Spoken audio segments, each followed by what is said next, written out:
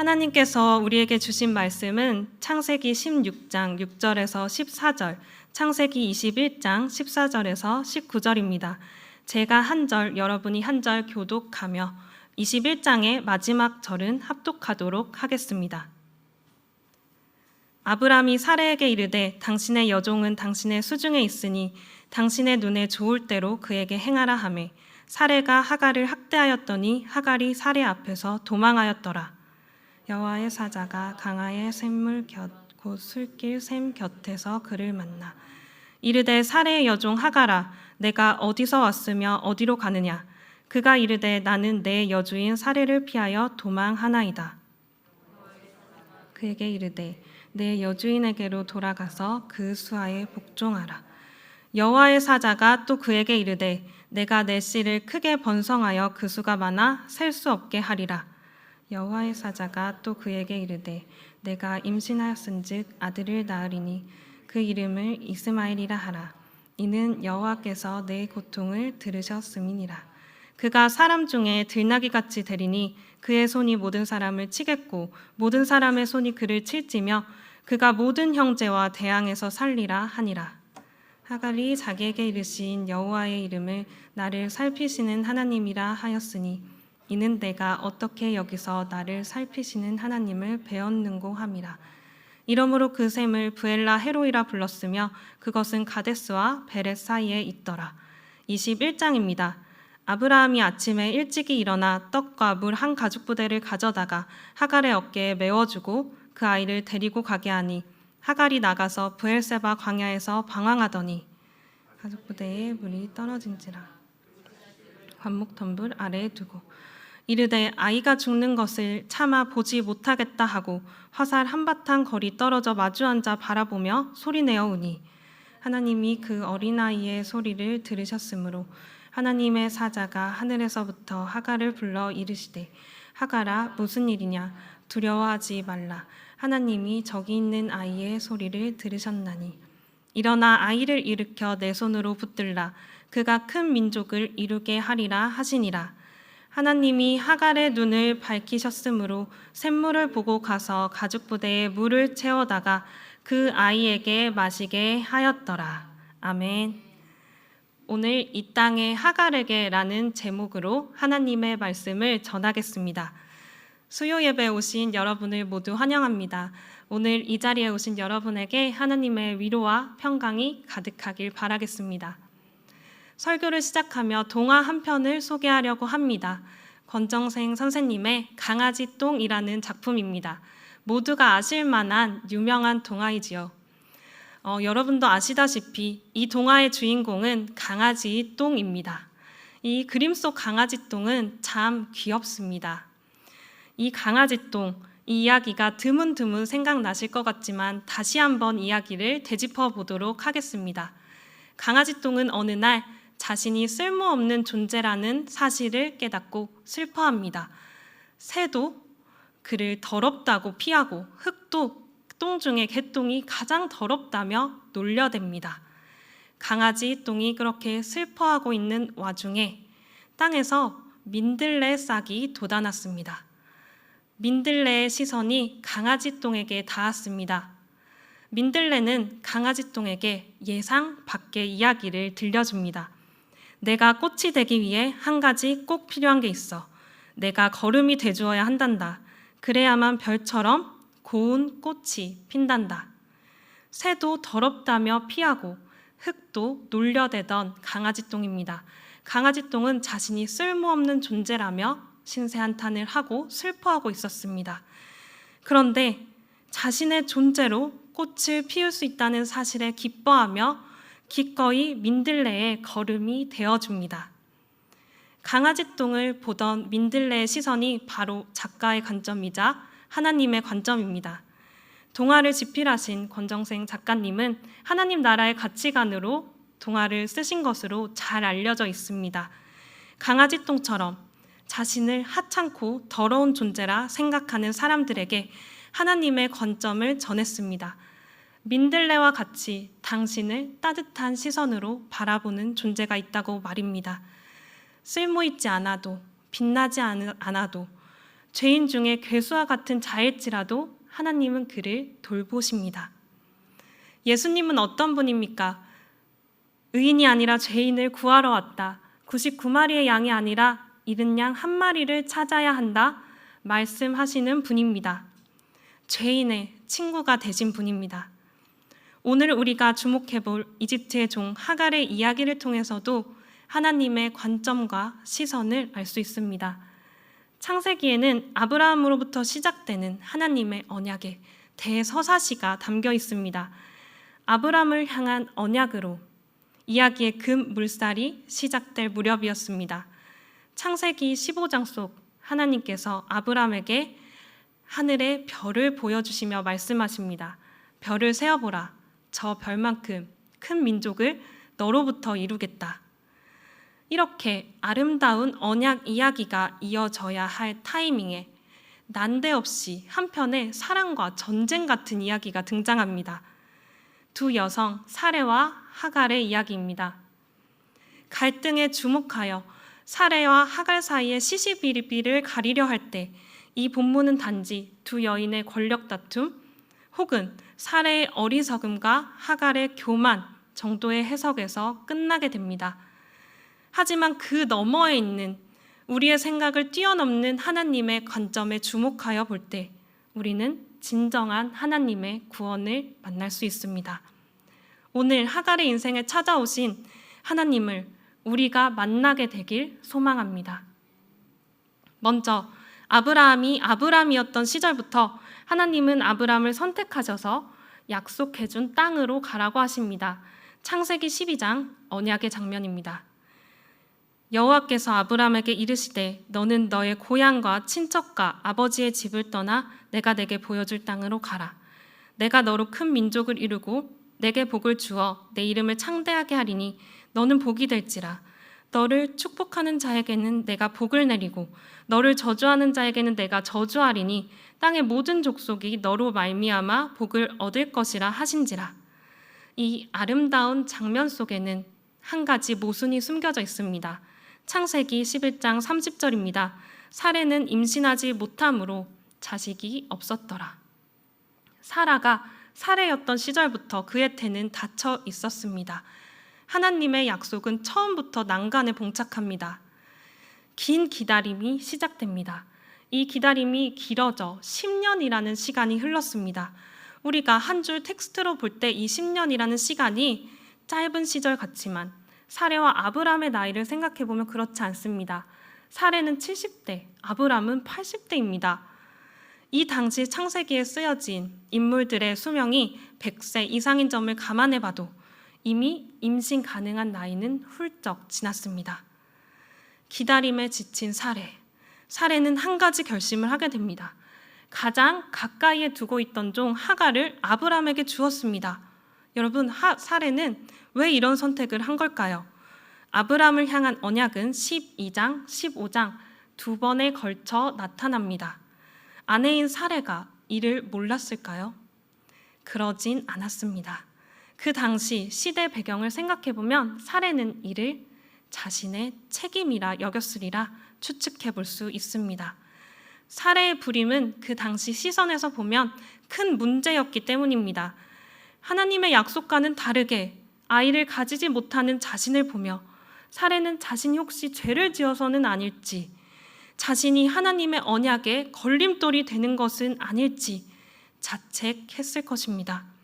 그러한 죄책감과 열등감 때문인지 사레는 어떻게든 하나님의 언약을 이루어질 수 있게끔 자신이 할 수 있는 최선을 행합니다. 그녀는 자신의 몸을 통해 하나님의 언약이 이루어질 수 없다는 판단을 하였습니다.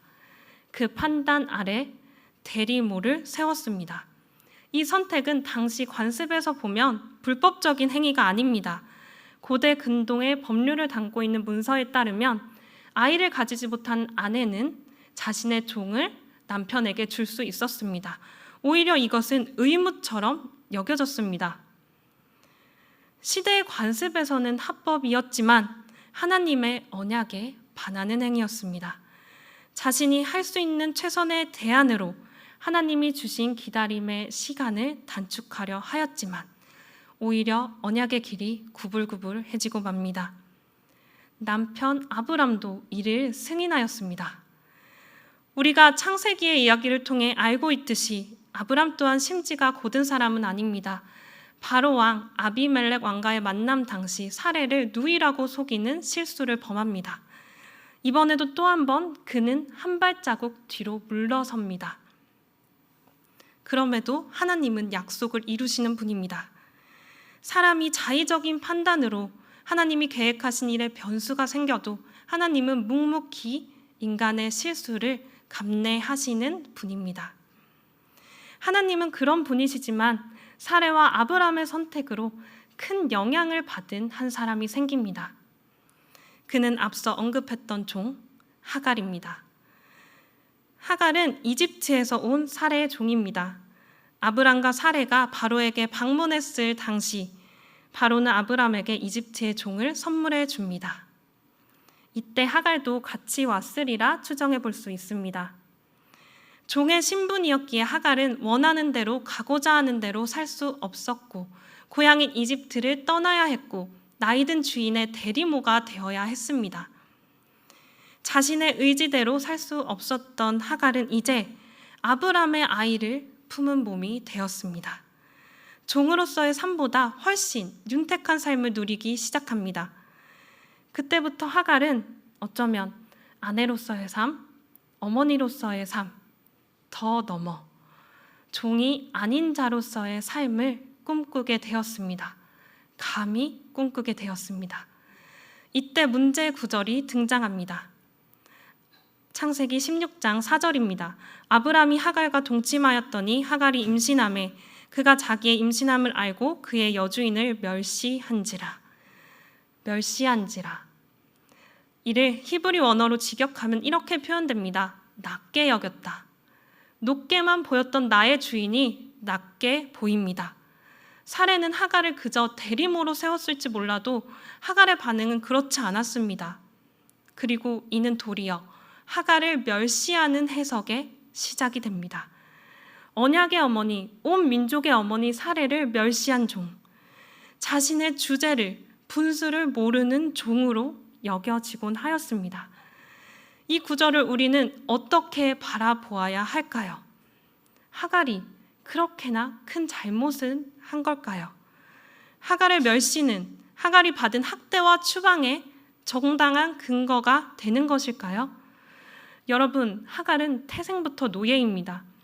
그의 반응이 멸시일지라도 사레를 낮게 여겼을지라도 하갈의 지위가 그만큼 올라갈지라도 사레의 지위를 넘볼 수는 없습니다. 하갈의 반응에 사레는 분노했지만 사레의 분노에 하갈은 학대받습니다. 이것이 사레와 하갈의 차이입니다. 사레의 학대와 아브람의 반간이 이제부터 시작됩니다. 주인의 학대는 만만하지 않았습니다. 하갈이 등장하는 16장, 21장, 우리가 읽은 두 본문에서 하갈은 2번 그의 안식처를 떠납니다. 첫 번째 떠남은 도망이었습니다. 지속되는 학대와 반간으로부터 도망가 광야의 샘물 곧 술길의 샘 곁에 도착합니다. 아이를 품은 몸으로 정처 없이 헤매고 있습니다. 도망은 가장 극단적이고 무모한 선택입니다. 임신한 몸으로 도망을 선택할 만큼 그는 고통받았고 학대받았습니다. 대리모 관습이 비록 고대 근동의 관습에서는 합법적일지라도 하갈에게 일련의 사건은 지금의 시선에서 보면 참으로 폭력적이기도 합니다. 믿음의 조상 아브람과 사레에게서 일어났다고 믿기 어려운 일입니다. 이제 하갈은 신분 상승을 꾀했다가 실패한 여인, 도망자, 노예입니다. 하갈의 삶은 이대로 끝나는 것일까요? 여러분도 아시다시피 하갈의 인생은 이대로 끝나지 않습니다. 이제 도망 노예가 아니라 약속의 사람으로 전환되는 순간이었습니다. 아무도 그곳에 하나님의 구원이 미치리라 생각하지 못한 순간 하나님의 구원이 임했습니다. 본문 속 술길은 가나안에서 이집트로 통하는 길이었습니다. 하갈이 자신의 고향인 이집트로 돌아가려 했음을 알 수 있습니다. 그곳에서 여호와의 사자가 나타납니다. 사레의 종 하갈아 라고 부르는 소리를 듣습니다. 이어서 여호와의 사자는 이렇게 물었습니다. 내가 어디서 왔으며 어디로 가느냐? 하갈은 답합니다. 나는 내 주인 사레를 피하여 도망왔나이다.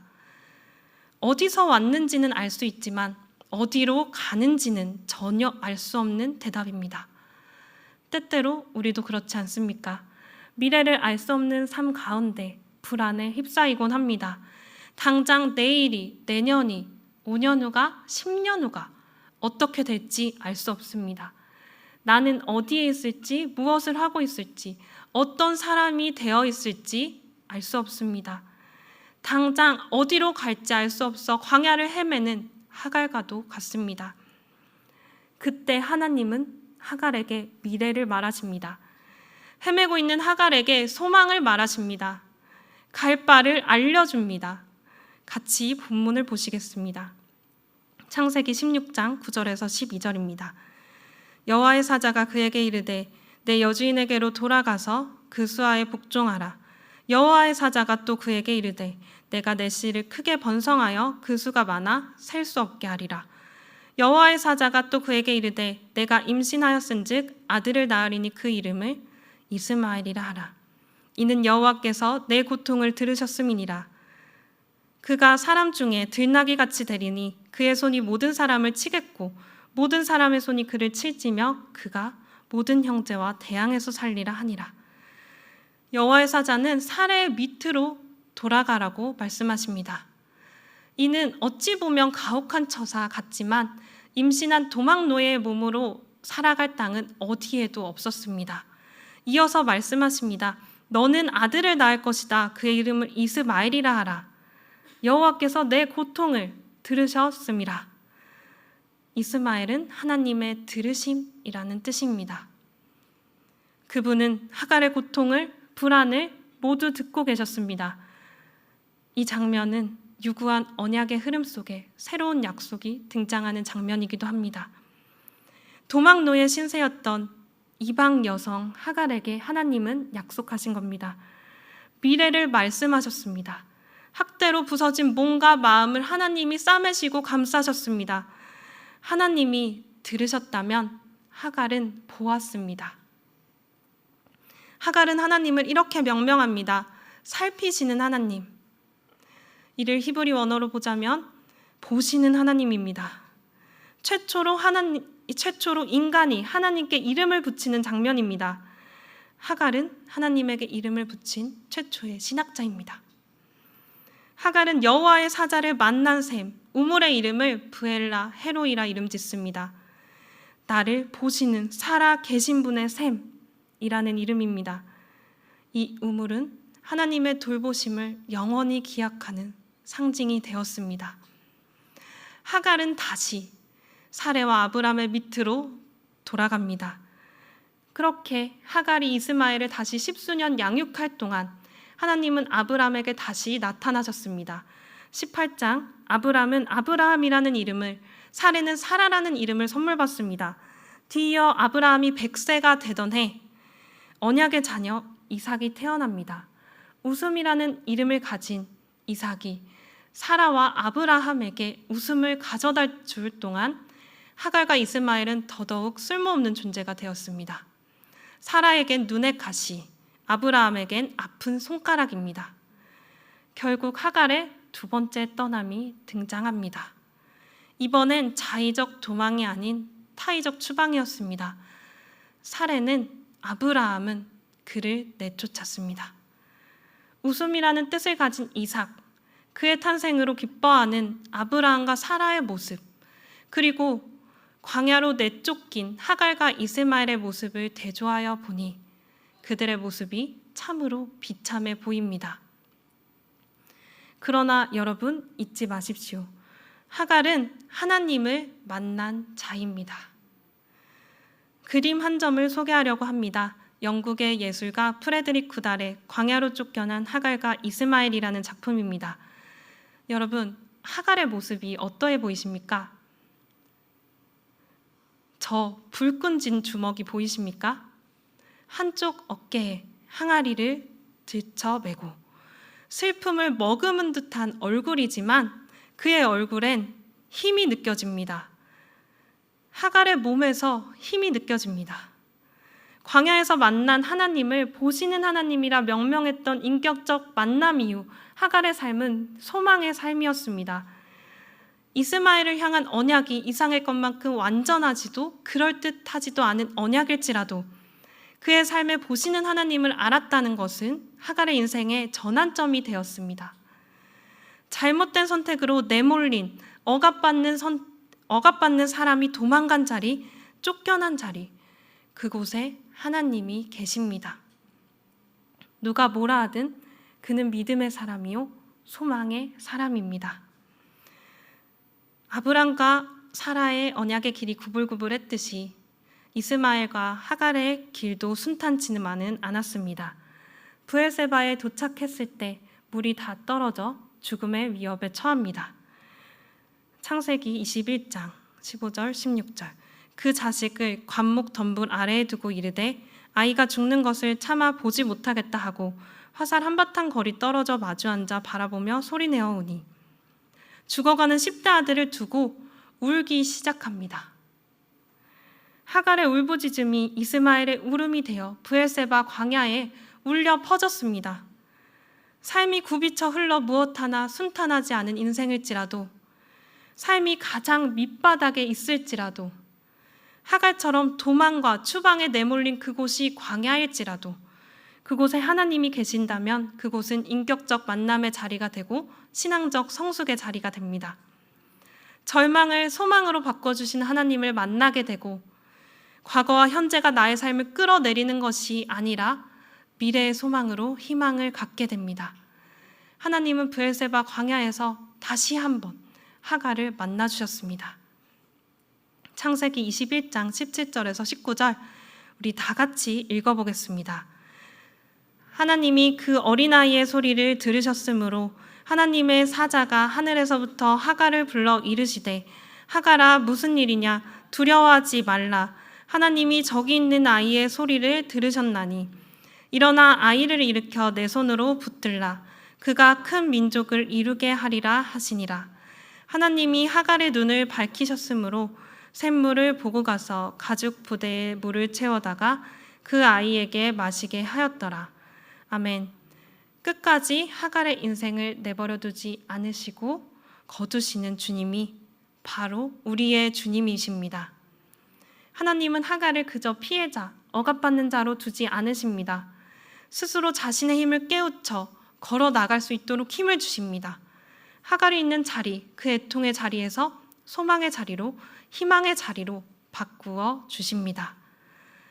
여러분, 우리는 하갈입니다.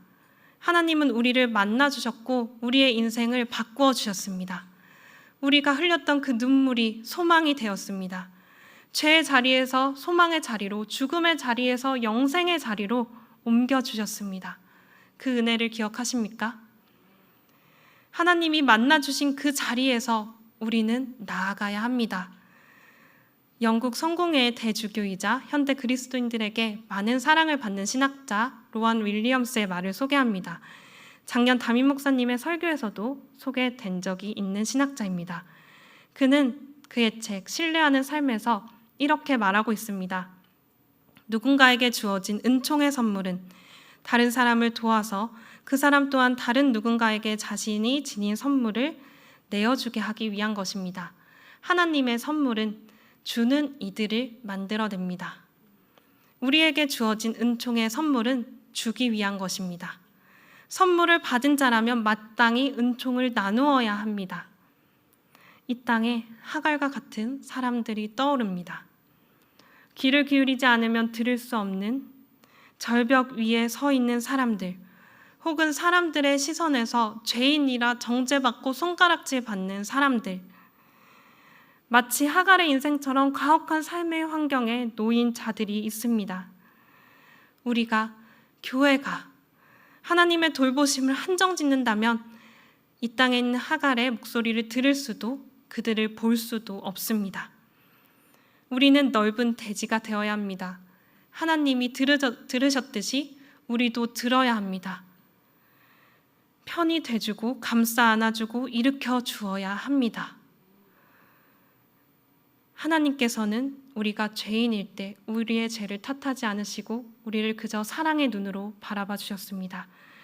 그 사랑을 기억해야 합니다. 나에게서 너로 나아가는 시선의 이동은 하나님이 나를 만나주신 은총의 자리에서 시작됩니다. 여러분의 애통의 자리는 어디입니까? 주님 어디에 계십니까? 하고 울부짖던 그 자리는 어디입니까?